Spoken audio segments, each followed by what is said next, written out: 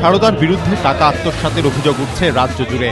কম দিনে বেশি ফেরতের আশায় লগ্নি করেছিলেন যাঁরা, আজ তাদের মাথায় হাত। দুর্গাপুরের বাসিন্দা দেবব্রত মুখোপাধ্যায়, প্রাক্তন বিএসএফ জওয়ান। 92 সালে কাশ্মীরে পোস্টিং থাকাকালীন গুলিবিদ্ধ হন। 2000 সালে অবসর। এই প্রাক্তন বিএসএফ জওয়ানের অভিযোগ, ধাপে ধাপে প্রায় 11 লক্ষ টাকা তিনি সারদার বিভিন্ন প্রকল্পে বিনিয়োগ করেছেন, কিন্তু গত কয়েক মাস ধরে আর টাকা ফেরত পাচ্ছেন না। একমাত্র মেয়ে 6ষ্ঠ শ্রেণীতে পড়ে। শারীরিক অসুস্থতার কারণে বছরে দুবার ভেলোরে নিয়ে যেতে হয়।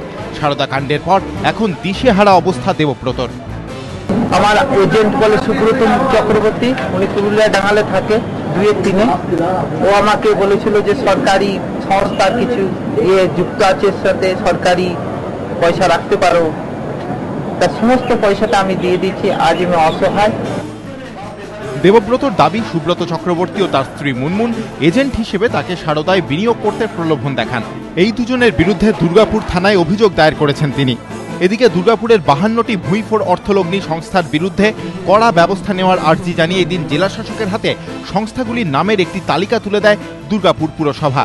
মনোজ বন্দ্যোপাধ্যায়, এবিপি আনন্দ।